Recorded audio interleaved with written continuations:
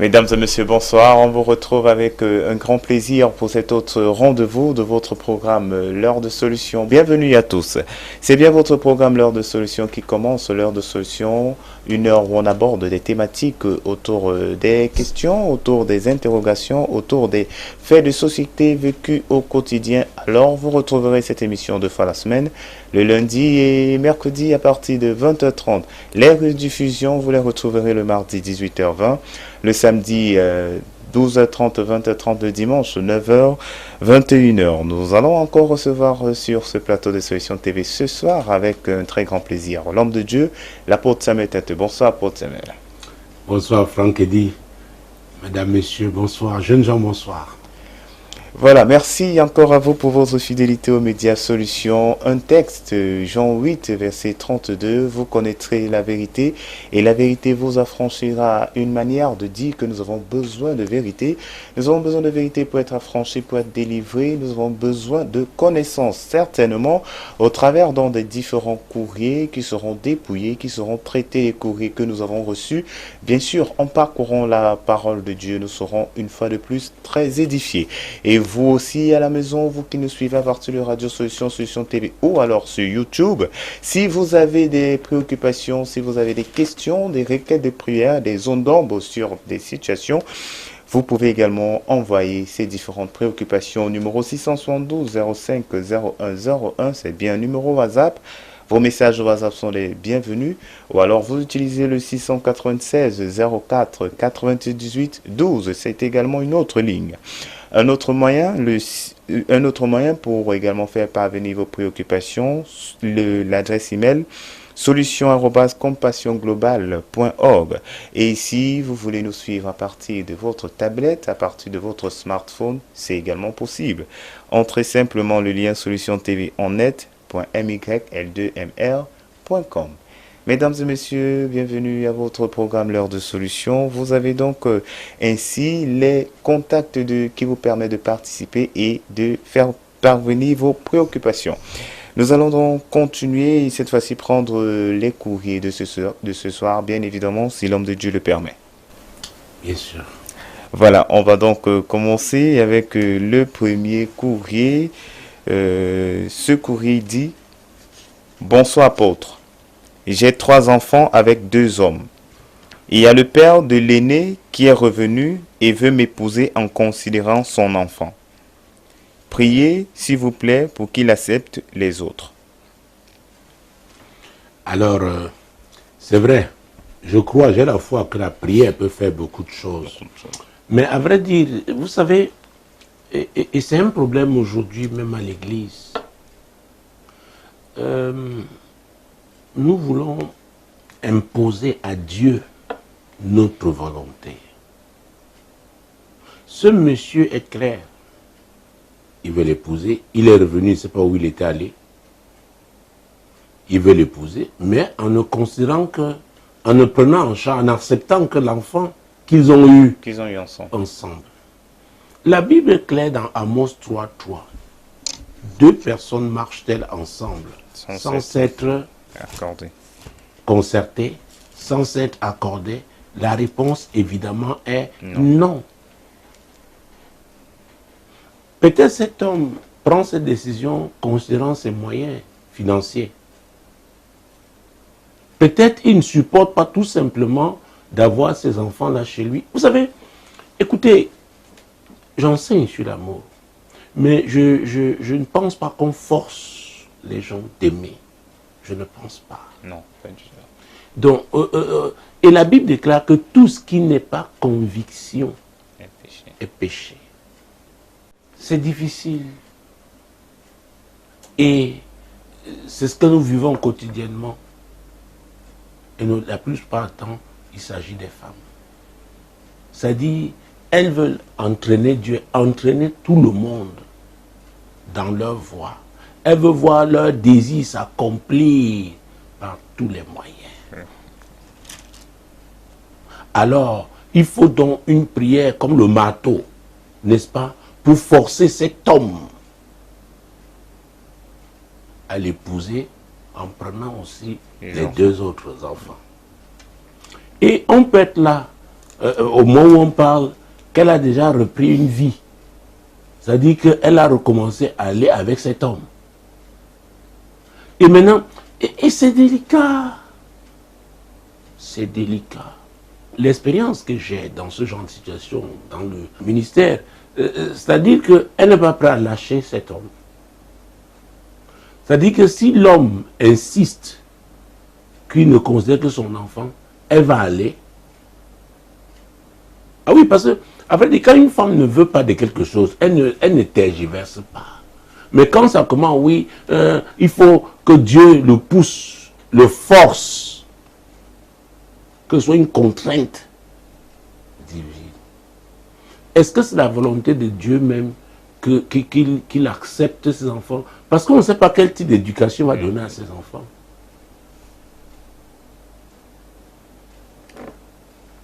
Je suis du type de personne qui pense que si on aime une femme, on l'aime avec ses enfants. Mais je ne peux pas imposer ça à quelqu'un. Nous sommes d'accord? Tout à fait. Nous sommes d'accord. Donc, cet homme est libre. Parce que personne de nous ne connaît la volonté de Dieu. En ce moment, par rapport, n'est-ce pas, à ce que la femme exige là. Et quand un homme pose cette condition, il sait qu'il est en situation de force. Alors, vous pouvez croire à ce que vous voulez, mais je vous dis. Et elle peut même accepter, oui, que le mariage aura lieu seulement s'il prend. Il ne l'épouse même pas. Franchement, je ne sais pas comment faire ce genre de prière pour que Dieu force cet homme à l'épouser. Et accepter les autres. Et accepter les deux autres enfants. C'est difficile. C'est difficile. Et c'est pourquoi on dit que oui, on ne comprend pas. Non, c'est juste prier. Ce n'est pas seulement juste prier. Moi-même, je dois avoir la conviction. C'est ce que les gens ne savent pas. Parce que si je fais une prière et ça ne vient pas du fond de mon cœur, je suis en train de pécher moi-même. C'est la vérité. Donc, vous pouvez croire vous débarrasser de quelqu'un en le faisant, mais Dieu vous demandera des comptes. Vous l'aurez encouragé dans une voie qui peut-être n'est pas la voie de Dieu pour elle. Alors, cet homme, c'est lui, et il est le père du premier enfant. Nous ne connaissons pas l'histoire de leur vie. Qu'est-ce qui s'est passé entre-temps? Elle nous dit qu'il est revenu. Comme pour dire que c'est l'homme qui l'avait abandonné. Vous savez, et c'est pourquoi quand vous prenez juste les bouts, n'est-ce pas, des lambeaux, vous prenez des histoires, vous donnez des morceaux choisis, il faut faire très attention. Peut-être ces enfants-là lui rappellent certaines choses, peut-être de mauvais souvenirs, qui sait. Donc, à vrai dire, c'est comme un contrat. Si elle n'est pas d'accord, elle ne s'engage pas. Et d'ailleurs, dans Luc chapitre 14, mon Dieu mon roi, l'évangile de Luc, en son chapitre 14, nous allons prendre les versets 28, 29 et 30. Car lequel de vous, s'il veut bâtir une tour, ne s'assied d'abord pour calculer la dépense et voir s'il a de quoi la terminer, de peur qu'après avoir posé les fondements, il ne puisse l'achever et que tous ceux qui le verront ne se mettent à le railler en disant « Cet homme a commencé à bâtir et il n'a pu achever. » Ah ah. Moi je pense cet homme, si c'est ce qu'il pense, il est honnête. Parce qu'on parle ici de bâtir une tour, on peut même là bâtir une maison. Une maison. Alors quand on se marie, c'est une maison qu'on décide de bâtir, n'est-ce pas? Oui, bien sûr. Encore que c'est pour qu'il soit le chef. Alors, d'où vient-il que quelqu'un doit avoir dans sa maison des gens qui ne voudraient pas? Vous savez, ça peut paraître dur, ça peut paraître, mais je dis, tel que c'est libellé, cet homme est honnête. Il dit vraiment, je ne peux pas supporter ça. Or, la femme est attachée à lui. Je veux maintenant que ce soit la prière, que ce soit comme le crochet de Dieu. Et c'est pourquoi il y a beaucoup de prières à l'église, il y a beaucoup de bruit à l'église. Ça veut dire, C'est comme une sorte de cacophonie qui ne dépasse même pas le plafond. Parce qu'une prière est acceptée de Dieu que si elle est conforme à sa volonté. Oui. C'est la vérité. C'est la vérité. Et si cet homme s'engage maintenant à prendre ses enfants et qu'il n'arrive pas à assumer, parce qu'il ne peut pas, ce n'est pas seulement une affaire financière. On fait quoi après? Et c'est la même femme que tu vas retrouver. Oh papa, il avait dit, oui, qu'il est d'accord. Voilà maintenant, alors on fait comment? Oh. Alors où est le père des deux autres enfants? Bon, ça c'est une autre histoire. N'ouvrons pas cette page. N'ouvrons pas cette page. Mais si elle n'était pas intéressée par ce projet, elle n'écrirait pas, elle n'en serait pas là. Donc elle est intéressée, elle veut se marier. Mais je dis, ok, c'est un contrat, voilà mes conditions. Donc elle est libre d'accepter ou de refuser. Et c'est pourquoi quand on dit, notamment aux jeunes gens, de faire très attention, de vivre conformément à la parole de Dieu, vous savez, quand vous commencez à mener une vie, notamment sexuelle, qui soit contraire à la parole de Dieu, il y a des conséquences. Et au moment d'accepter ça, de vivre ça, on doit pouvoir assumer. Oui, parce que les conséquences, elles sont là. J'ai dit aux femmes, ce n'est pas parce que vous dites que vous êtes de vie à Jésus que Dieu va tuer tous les enfants que vous avez eus pour que vous deveniez... Non. Ne croyez pas que forcément vous serez comme, c'est pas, une fille de 18 ans. C'est vrai qu'il renouvelle les forces, mais il y a la réalité de la vie. Vous savez, même si je n'ai même pas été un bon athlète, un grand athlète, je ne peux plus courir comme un jeune homme de 30 ans. Ce n'est plus possible. C'est la réalité de la vie. Il y a des choses qu'on doit vivre avec. Maintenant, là, les enfants, là, si elle tient à ses enfants, elle refuse de se marier. Maintenant, si elle tient au mariage, maintenant, je ne sais pas comment elle va s'organiser. C'est pourquoi la meilleure prière, c'est ce que Jésus nous a enseigné. Il l'avait enseigné à ses disciples. Que ta volonté se fasse. Ta volonté. Ta volonté. Donc, c'est tout. Et on va revenir à ce verset 33 de Matthieu 6 que nous avons vu la dernière fois. Cherchez premièrement le royaume et la justice de Dieu. Et toutes ces choses vous seront données par-dessus. On a eu des cas comme ça, hein? Les femmes qui ont laissé les enfants chez leurs parents parce qu'elles voulaient aller en mariage. Ah oui.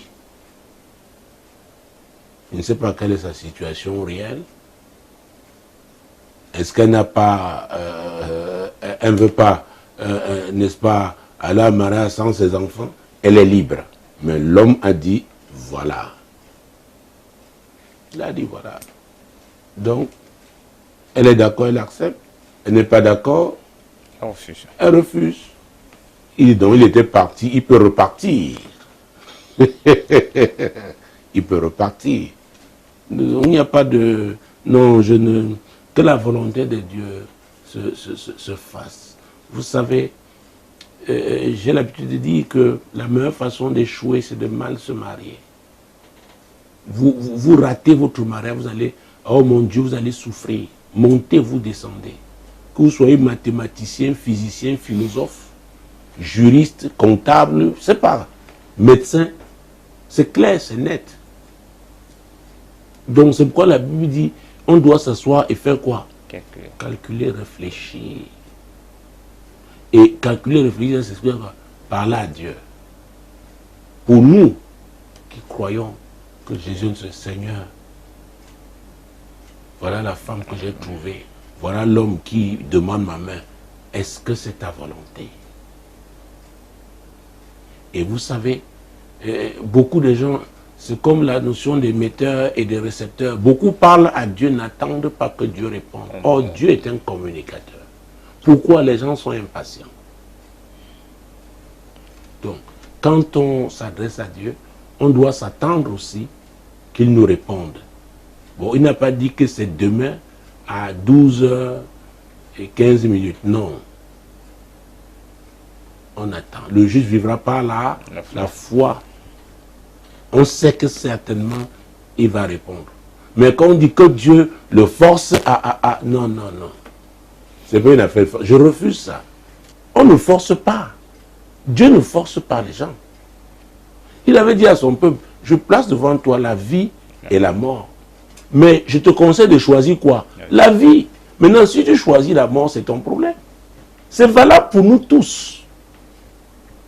La vie est une affaire de choix. Ah oui. Donc, voilà. Quel prix je lui conseille de se soumettre à Jésus d'abord. Et maintenant, elle va poser la question au Seigneur. La probabilité est très forte qu'elle ait déjà repris, n'est-ce pas, sa vie avec cet homme. Ah oui. Maintenant, elle se sent déjà liée et elle veut maintenant appeler Dieu. Dieu. La Bible déclare que si l'Éternel ne bâtit, ceux qui bâtissent travaillent en vain. C'est ce que la Bible déclare. Donc beaucoup commencent après, ils disent Dieu, viens, viens, viens. Non, Dieu s'intéresse au fondement. Il ne vient pas seulement mettre le toit. Non, non, non. C'est la vérité. Jésus est la vérité. Donc, quel prix pour que la volonté de Dieu se fasse? Tout à fait. Voilà le premier courrier qui a reçu ces éléments de réponse. Cette dame sait exactement ce qu'elle a à faire. Nous allons continuer cette fois-ci. On va prendre le second courrier. Le second courrier dit: bonsoir apôtre. Je suis allergique à l'encens et depuis le mois dernier, un nouveau locataire brûle cette substance la nuit. Je suis locataire dans cette cité depuis 4 ans. Ah oui, vous savez, vivre en communauté, ce n'est pas évident du tout parce qu'il est important de respecter, n'est-ce pas, sa liberté s'arrête là où commence celle de l'autre. Parce que très vite, on va vous dire, écoutez, c'est chez moi, je brûle cet encens chez moi. Mais nous savons, et il y a même des types, et il y en a qui, véritablement, ne sont pas agréables du tout. Ah oui, oh maintenant ça se répand en toute cité. Il y a des gens qui font ça, c'est un objet du culte, de leur culte. Donc, c'est compliqué. Vous savez, surtout la vie dans un immeuble, vous amusez votre voisin d'en haut, il pile son plantain la nuit, c'est comme vous sentez comme c'est sur votre tête, ou son doulet ou quoi, il pile la nuit, il dit qu'il est chez lui. C'est comme les nuisances sonores et tout ça. Donc, moi je pense que il devrait se rapprocher gentiment de ce voisin. Et c'est vraiment, est-ce que... Mais qu'ils ne s'attendent pas que ça se passe toujours bien. Et si ça ne va pas, il peut voir un autre voisin. Parce qu'il est possible qu'il ne soit pas le seul à être allergique ou dérangé par ça. Indisposé par ça. Donc, ils peuvent donc aller ensemble, voisins, vraiment, on doit avoir un problème. Et si ça ne va pas, pourquoi pas en parler au bailleur? Parce que s'ils sont plusieurs à souffrir, n'est-ce pas, être mal à l'aise la nuit à cause d'un voisin, on peut voir ça. Parce que je ne vois pas quel bailleur va sacrifier des locataires à cause d'un seul. À cause d'un seul. À cause d'un seul. Donc, qui se rapprochera, qui fasse la démarche. Et si vraiment c'est impossible et qu'il soit véritablement allergique, parce que vous savez, quand il parle d'allergique, on parle aussi, c'est comme pendant certaines saisons, dans certains pays qui ont les 4 climats, hiver, hiver, printemps, été et automne. Donc, il y a des moments où il y a des allergènes, il y a les acariens, il y a les pollens. Il y a des gens qui sont vraiment allergiques. Ils peuvent même tomber malades. Parfois, les asthmatiques, il y a des gens qui sont censés, c'est une période de l'année. Donc, si vraiment ces démarches sont infructueuses pour sa santé, je pense qu'il peut commencer à chercher ailleurs. Il est là depuis 4 ans, il va dire que oui, celui-ci est arrivé, mais si c'est pour sa santé, il peut commencer à chercher ailleurs. Parce qu'il y a, vous pouvez avoir un genre de voisin impossible à vivre, c'est-à-dire des gens difficiles. Difficiles. Donc, c'est compliqué. Vous n'allez pas mettre votre santé en péril parce que vous tenez à vivre dans un appartement, à rester dans une cité. Vous savez, parfois, il y a des choses qui se passent dans ces cités-là, on se demande si c'était conçu pour nous. N'est-ce pas, les Africains, un type d'Africain. Donc, c'est difficile. Ils sont tous des locataires, mais est-ce que celui-là sera compréhensif? Est-ce que... Voilà ce que je pouvais lui dire. Si ces démarches, voire même ceux de ses voisins aussi, auprès de celui-là, ne prospèrent pas, auprès du bailleur, ne prospèrent pas, autant qu'il se commence à chercher ailleurs, n'est-ce pas? Pour avoir au moins ces nuits douces. C'est ce que je pouvais dire. Bien sûr, homme de Dieu. Merci encore pour ces éléments de réponse, pour ce deuxième courrier. Vous également, si vous avez une préoccupation, vous pouvez bien l'envoyer au numéro 672 05 01 01, numéro WhatsApp, ou alors au 696 04 98 12. Vous suivez bien votre programme, l'heure de solution. Troisième courrier de ce soir. Bonsoir, apôtre. Ma mère s'oppose farouchement à mon mariage, alors que papa a donné son accord pour ma dot. Vos prières, s'il vous plaît. Oh, si elle avait été devant moi, la première question que je lui poserais à cette femme, cette jeune femme, je pense, est-ce que ses parents sont mariés? Parce qu'il y a un genre d'hommes, ils se sont occupés, n'est-ce pas, de leur fille, mais au moment du mariage, parce que la fille veut absolument et parfois paraître aux yeux de tout le monde qu'elle a un père, elle va le chercher là où il était caché. Et il peut s'agir même d'un type d'escroc, un type d'irresponsable. Mais elle va dire papa, pour paraître aussi. Vous savez, c'est très compliqué. J'ai l'habitude de dire aux gens, il y a des conditions qu'on doit accepter pour vivre sans chercher à jongler. Maintenant, elle dit papa. Pourquoi sa mère s'oppose à ce mariage? Elle n'a pas dit pourquoi. Et si donc les deux ne sont pas mariés, cela veut dire qu'il n'a jamais doté sa mère. D'accord? D'où vient-il? Il vient parler de dot. Pourquoi? Et j'ai vu des gens comme ça. On leur donne, ils prennent. Oh mon Dieu. Alors qu'eux-mêmes n'ont jamais doté la mère. Et on a vu aussi des mariages qui, à vrai dire, ont été minés pendant cette phase parce que la famille, la fille se dit, mais tiens, d'où vient celui-là?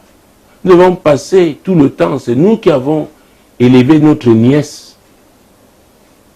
D'accord? Bien sûr. Ou alors notre jeune cousine. Oui. Maintenant, elle va chercher un homme qui n'a jamais pensé à elle. Parce qu'elle veut papa. Et il peut même...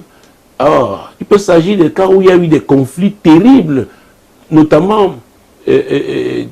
oh Jésus, des filles qui ont été enceintes très jeunes, et il y a eu des tiraillements entre les familles. Donc il y a comme un genre de contentieux, un genre de rancœur, voire de rancune même. Maintenant, la fille défie tout le monde. Et en Afrique, quand vous le faites, vous faites très attention. Il y a famille et famille. Et parfois même, ça ne peut pas être votre famille, mais l'ennemi profite de cette faille et vous afflige. Donc, j'aurais bien voulu savoir pourquoi sa mère s'oppose à ce mariage. Et papa, papa est prêt à accepter la dot. Elle devrait nous dire. Peut-être la mère se soucie de sa fille. Elle regarde à sa vie. Elle regarde les erreurs qu'elle a commises. Elle se dit, il ne faudrait pas que sa fille commette les mêmes erreurs ou alors fasse pire. Donc, il faut, vous savez, parfois il faut savoir s'arrêter. Donc, on n'a pas tous les éléments. On n'a pas tous les éléments. Mais personnellement, je dis, si cet homme n'a jamais doté la mère, ce n'est pas lui qui doit se tenir en premier en ce qui concerne la dot. On pourrait lui faire un cadeau après. Oui. Oui. Maintenant, si la jeune femme veut paraître comme tout le monde qui a un papa, veut, ça ne dure pas ce genre de choses. Ça va finir par se savoir et ça va... Parce qu'un irresponsable est un irresponsable. S'il est, effectivement. Oui. Donc, on n'a pas tous les éléments. On n'a vraiment pas tous les éléments. Et c'est pourquoi, comme dans le précédent courrier, je n'ai pas de rechercher la volonté de Dieu. Matthieu 603, je l'ai cité tout à l'heure. On peut lire, que il s'agit de la parole de Dieu. Cherchez premièrement le royaume et la justice de Dieu, et toutes ces choses vous seront données par-dessus. Donc, et je voudrais dire quelque chose d'important, notamment aux plus jeunes, parce que ceux qui sont déjà mariés le sont déjà. Je pense qu'il est important de découvrir le plan de Dieu pour sa vie avant de se marier. Sinon, ça peut vous créer des problèmes incroyables.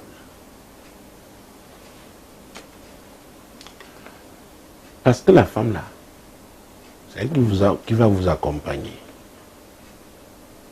dans l'accomplissement du plan de Dieu en tant que chef de famille. D'accord? C'est très important parce que la notion de chef n'a rien à voir avec le type de diplôme qu'on a ou alors de l'épaisseur de son portefeuille. Dieu a dit l'homme est le chef. Donc quand la femme décide donc d'épouser un homme, qu'elle le sache, qu'elle soit médecin, qu'elle soit, je ne sais pas, c'est pas ingénieur ou quoi. Dans le cadre du mariage, voilà ce que Dieu a dit. Donc, cela veut dire quoi? Parce qu'aujourd'hui, les femmes vont très loin à l'école. Elle peut avoir ses projets, sa vision à elle.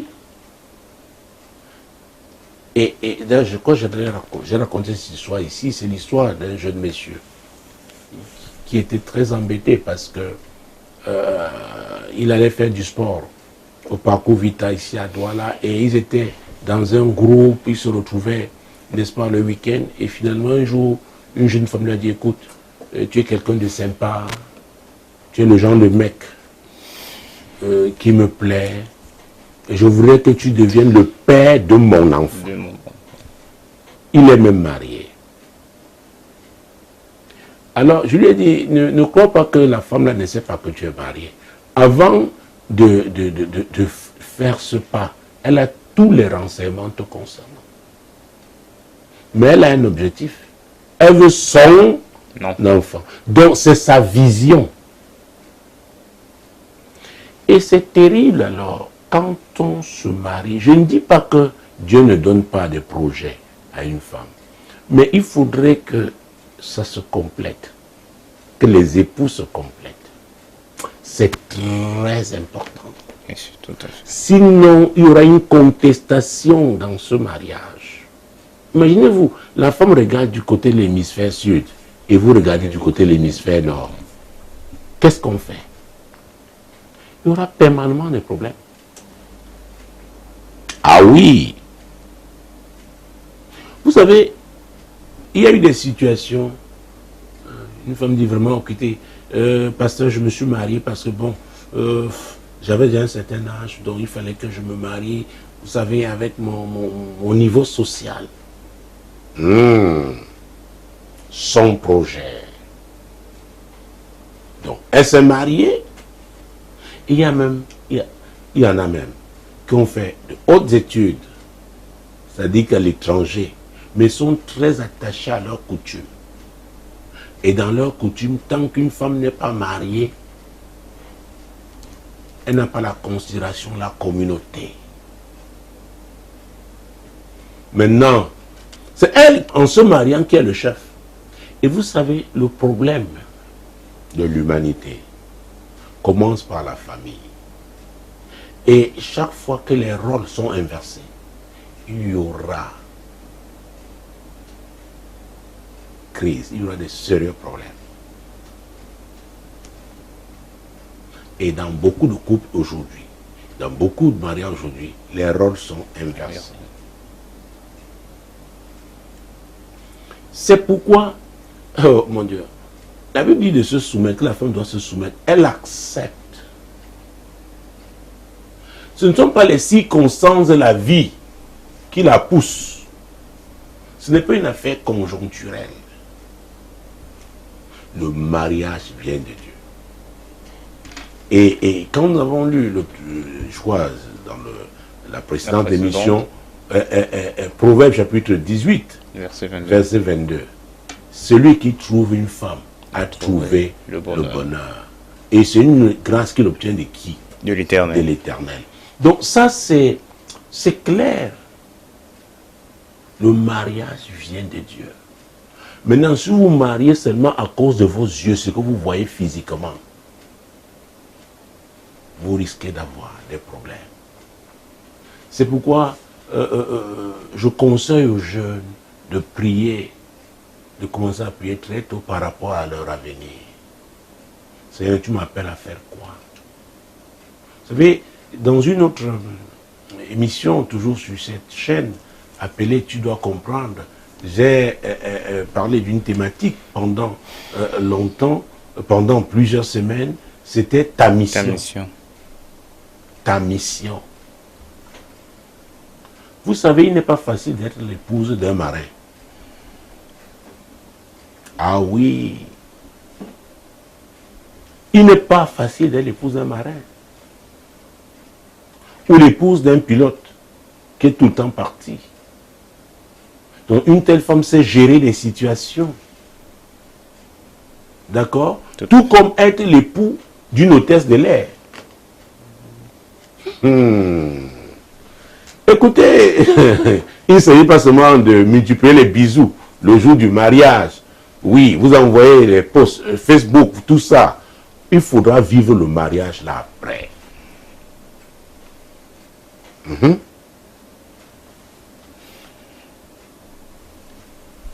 Et Dieu donc veut que l'ordre divin, son ordre soit respecté au sein du mariage. Il a dit que l'homme est le chef. Que vous soyez européen, américain, africain, écoutez, c'est Dieu qui a dit. Bon, maintenant, si vous êtes un genre de féministe, négativement parlant, ne pensez pas au mariage. Non. Et je ne suis pas là pour dire que l'homme doit être un dictateur, un despote, un tyran. Non. Parce que la Bible demande à l'homme d'aimer sa femme comme Christ a aimé l'Église. Et il s'est offert. Donc on doit aimer sa femme. Mais tout en gardant à l'esprit qu'on est le chef.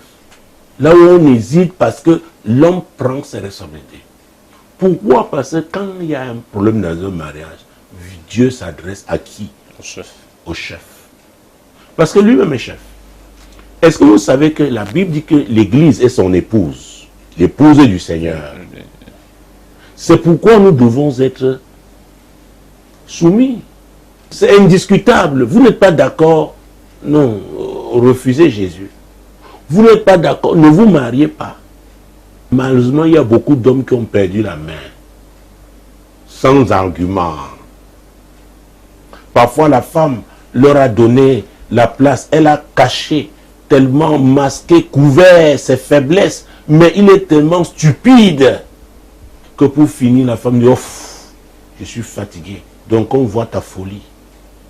J'ai rencontré ces cas-là aussi dans le ministère. Et c'est très embarrassant parce que entre hommes, quand vous retrouvez, parfois vous êtes tenté de dire, ouais, essaye, est-ce que tu nous embarrasses? Parfois ce n'est plus le passé, mais vous parlez entre hommes. Parce que la folie de l'homme est manifeste. Et ça embarrasse. Et c'est le mot. Quand un homme devient embarrassant pour sa femme, c'est terrible. Et croyez-moi, il y a tellement d'hommes stupides aujourd'hui. C'est pourquoi les femmes qui voient seulement les belles cravates là-haut, vraiment haut, oui, c'est un mec, c'est mon... Hey! C'est une responsabilité. C'est une responsabilité. Donc on peut avoir un salaire nettement supérieur à son époux, mais on demeure une épouse soumise. La Bible parle de la crainte de l'Éternel. Avant de lire Ecclésiaste, prenons ce passage, c'est juste dans Proverbe, donc juste à côté d'Ecclésiaste.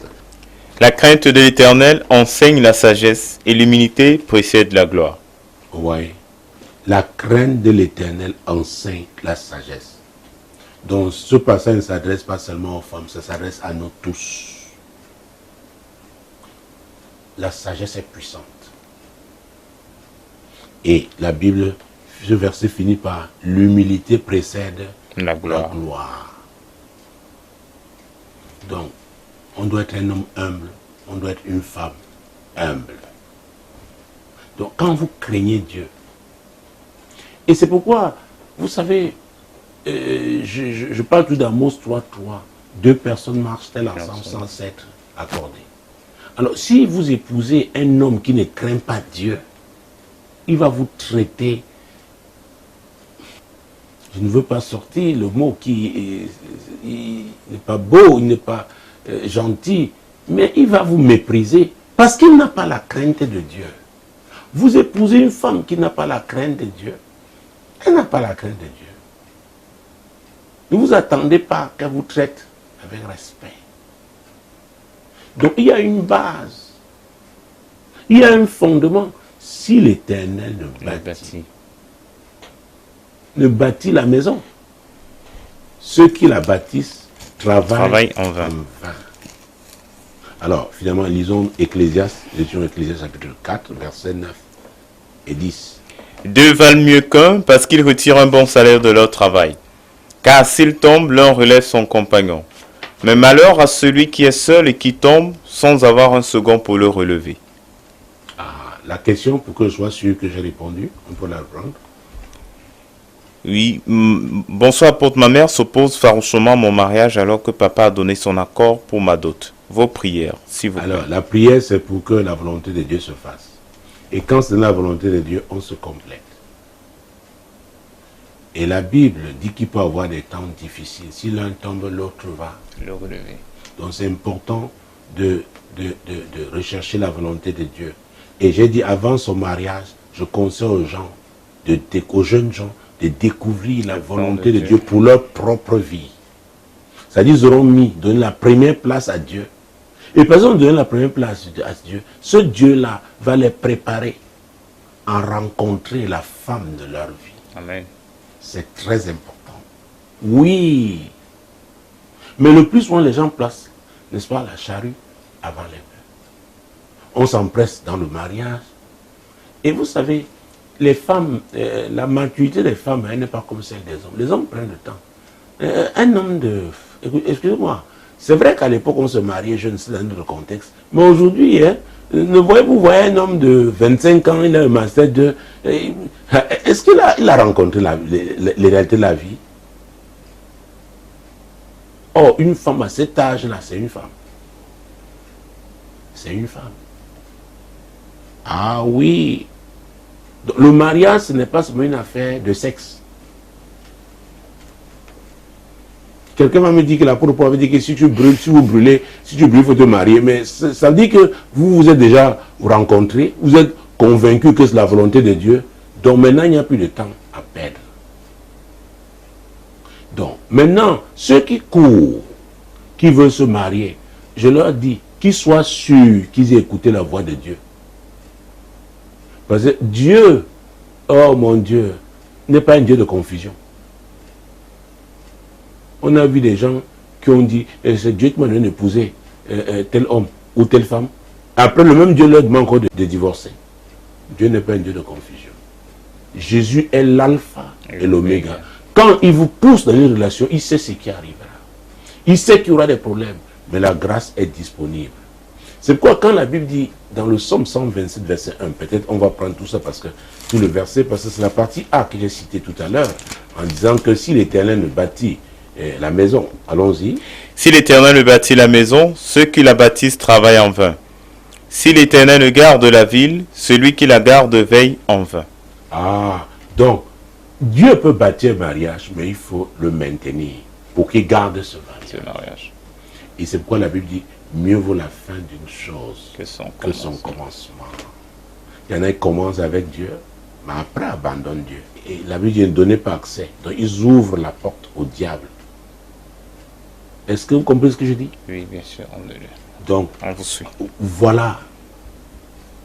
Donc, cette jeune femme qui veut se marier, son père est d'accord pour la dot, sa mère n'est pas d'accord, qu'elle se tourne vers le Seigneur. Et comme j'ai dit, c'est mieux découvrir le plan de Dieu pour sa vie avant de se marier.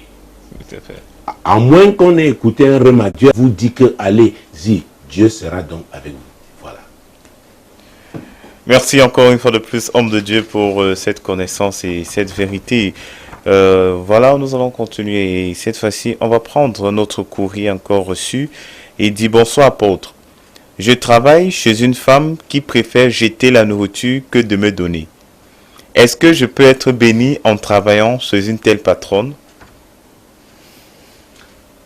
Vous voyez, alors, je pense qu'on peut entrer, on peut ouvrir la page du salut directement, n'est-ce pas, pour que nous soyons libres de sortir l'émission le moment venu.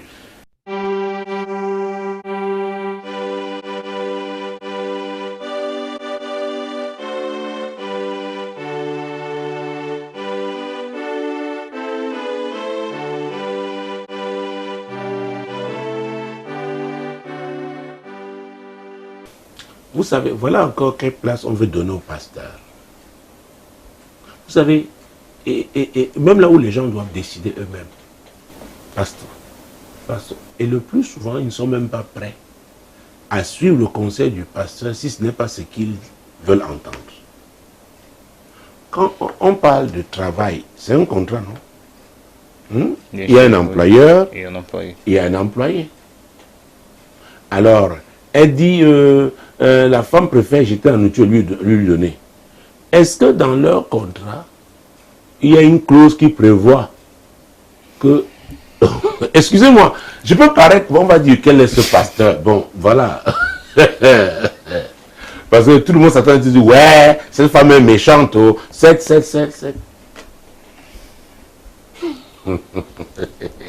Est-ce qu'il y a une clause qui dit que la femme, son employeur, doit lui donner la nourriture?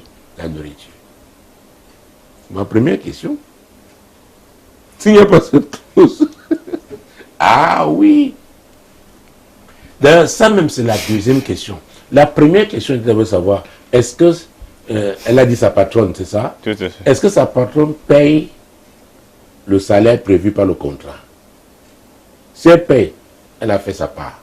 Premier point. Deuxième point, est-ce qu'il y a une clause qui prévoit qu'elle lui donne la nourriture? S'il n'y a pas. Donc, Est-ce que vous me suivez? Oh, Donc, oui, je parais bizarre. Non, Voilà, on ouais. vous suit très bien. Donc- On vous suit très bien. Donc, si elle paye son salaire à temps, et il n'y a pas de clause qu'elle doit lui donner la nourriture, est-ce qu'elle est obligée? Et maintenant, si elle trouve que vraiment, que la patronne jette la nourriture alors qu'elle est là, et que c'est insupportable, elle remet le tablier, elle jette l'éponge. Mais je voulais l'encourager avec ces versets de l'évangile. Vous savez, nous n'avons pas tous le même niveau pour comprendre certaines choses. Luc. Luc chapitre 16. Mon Dieu, mon roi. Luc chapitre 16, versets 19 à 25. Il y avait un homme riche qui était vêtu de pourpre et de fin lin, et qui chaque jour menait joyeuse et brillante vie. Un pauvre nommé Lazare était couché à sa porte, couvert d'ulcères, et désireux de se rassasier des miettes qui tombaient de la table du riche. Et même les chiens venaient encore lécher ses ulcères. Le pauvre mourut, et il fut porté par les anges dans le sein d'Abraham. Le riche mourut aussi, et il fut enseveli. Dans le séjour des morts, il leva les yeux, et tandis qu'il était en proie au tourment, il vit de loin Abraham et Lazare dans son sein. Il s'écria, « Père Abraham, aie pitié de moi et envoie Lazare pour qu'il trempe le bout de son doigt dans l'eau et me rafraîchisse la langue, car je souffre cruellement dans cette flamme. » Abraham répondit, « Mon enfant, souviens-toi que tu as reçu tes biens pendant ta vie et que Lazare a eu les maux pendant la sienne. Maintenant il est ici consolé et toi tu souffres. » Et maintenant, il est ici consolé. Le sein d'Abraham représente là le paradis. Mais nous, de la nouvelle alliance, parce que Jésus a payé le prix à la croix du Calvaire, et avant qu'il ne soit enlevé, qu'il n'aille, n'est-ce pas, pour s'asseoir à la droite du Père, il a dit, je ne vous laisserai pas seul. Oh mon Dieu. Il a dit, je vous enverrai le consolateur. Lazare a été consolé, mais nous pouvons être consolés étant dans ce monde si on comprend qui est le Saint-Esprit. C'est lui le consolateur. Donc, quand on souffre, on s'adresse au Seigneur et on doit être conscient que le Saint-Esprit là, il est là. C'est pourquoi on doit avoir une relation avec lui. L'Église doit enseigner sur le Saint-Esprit. Il est le consolateur. Parce qu'il faut que je sorte secourir en l'encourageant, sinon elle dira, mais elle risque de regretter d'avoir écrit.